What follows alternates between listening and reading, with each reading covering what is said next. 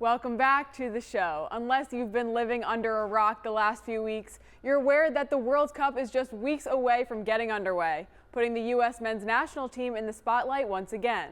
For more, we bring in Mark Franek, author of American Soccer Nation, the remarkable 150-year history of Yanks on a Roll from mob football to the modern game. Mark, welcome to the show. Hey, Sage and listeners, great to be here. First off, Mark, what was the impetus to write this book, and why is the topic so close to your heart?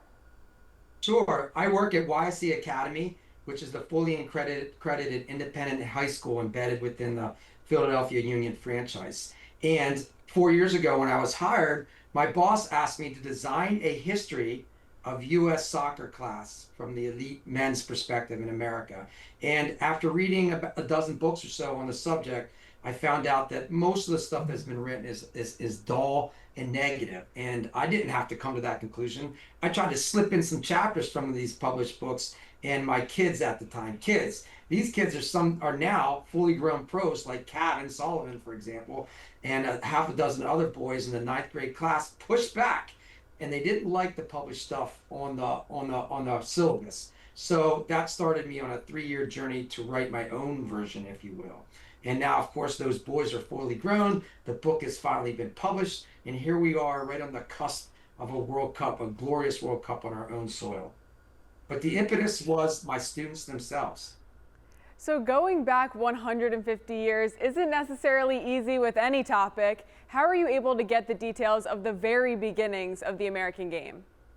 Sure. One of the things that I have an advantage as a writer in 2024 to 26 when I wrote this is the fact that a lot of newspapers and yearbooks from colleges have now become digitized, at least over the last 10 years. So in telling the story basically from the 1850s, getting going up into the 1920s, I was able to read and come across stuff that may not have been present to historians a decade or so ago.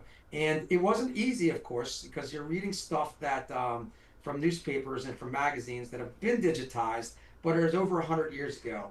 And just a quick anecdote, you might find two newspapers in the same town or city covering the same soccer event, yet they give the score in the paper differently and the goal scorer's name's different. So you still, even though it's digitized, you do have discrepancies in the record, particularly with news and artifacts and facts going back over 100 years. So it was difficult, but it was fun.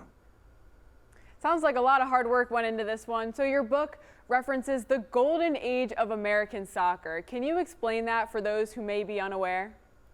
Yeah, for listeners who may not know about the so-called golden age, that refers to a 10-year span in American soccer history between 1921 to 1931, where the United States had a fully functioning professional league. And it spans mostly cities on the East Coast. So take the corridor, if you will, from Philadelphia up into Newark, Kearny, New Jersey, New York City, Brooklyn, Pawtucket, Rhode Island, on up to Boston. That corridor, long corridor, hosted fully functioning professional teams for a full decade.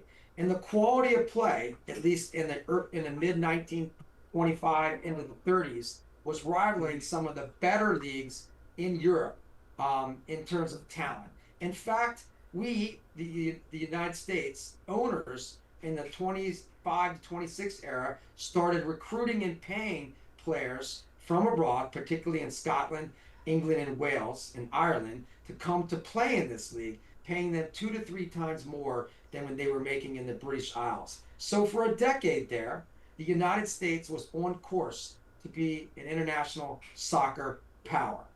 Unfortunately, that league suffered through a 1-2 punch. In 1928, there was a rival startup league that siphoned a lot of money from the league.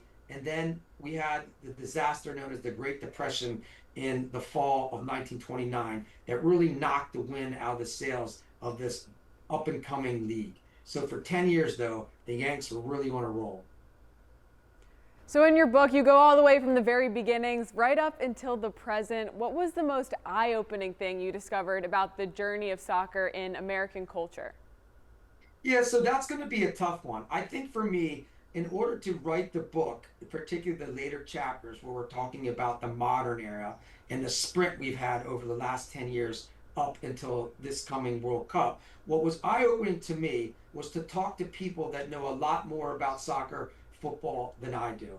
And Tim Howard, of course, a living legend, wrote a foreword. Cass Sullivan, our own young, wonderful pro player, wrote another foreword. And then I also talked to a score of talented people all around the country, whether they're owners or part owners or sporting directors from several of the MLS teams, on down to former people who work for the USSF and are also coaching in the trenches today. That to me was the most wonderful aspect of listening to other people, thought leaders, if you will, who are experts in their own area of football, and then to realize after talking to these people and trying to write it down that all of us soccer people are really connected. And the Union and the Philadelphia region has our own nodes and are all soccer mad people in our particular region, but to recognize that the similar thing is happening in all the other MLS and the USL places around the country. We are all part of the growing soccer nation, this tent, if you will, that's expanding and is hopefully going to get a big bump from this summer's World Cup. Talking about the World Cup, how are we feeling about the prospects of this year's squad? The final roster announcement is now less than 2 weeks away. Yeah, well, let's hope that some of our union people who have gone through the union's program that played for the first team and also graduated from the school YSC Academy. Let's hope that maybe a couple of them make the full World Cup team. And listen, it's hard to say, right, in what's going to happen. Of course, I'm no guru. I don't coach. I'm an English teacher and a writer. But of course, like most Americans, I think it's realistic to hope for a top 16, final round of 16 appearance. Anything before that, if we get knocked out, is going to be a bitter disappointment. And anything past the round of 16 would be a glorious achievement. But again, there's no fortune teller and there's no wizard that knows what's going to happen. But we're all optimistic, hopefully, that the Yanks can do a deep run this summer. But we're just going to have to see. But again, no matter what happens, soccer is here to stay in North America, and soccer is going to continue to grow. I love that, Mark. Two final questions for you. First, where can fans get your book? And second, you mentioned Kevin Sullivan wrote part of the foreword. He scored his very first Major League Soccer goal on Wednesday night. How happy are you for him?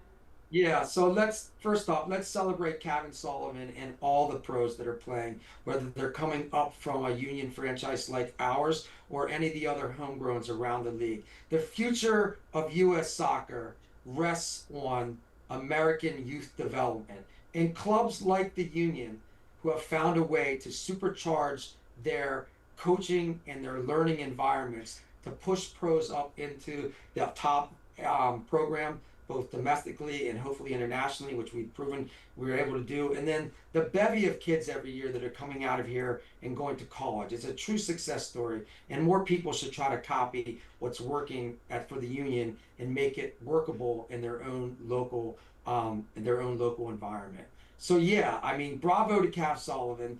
Bravo to all the youth players around the league and in the USL that are living the dream and are trying to become professional soccer players. And if they're not going to become pro, to then continue to consume soccer at an elite level, to support your local MLS club, to increase the fans and the tickets and the interest around the game. That's what we're all hoping for.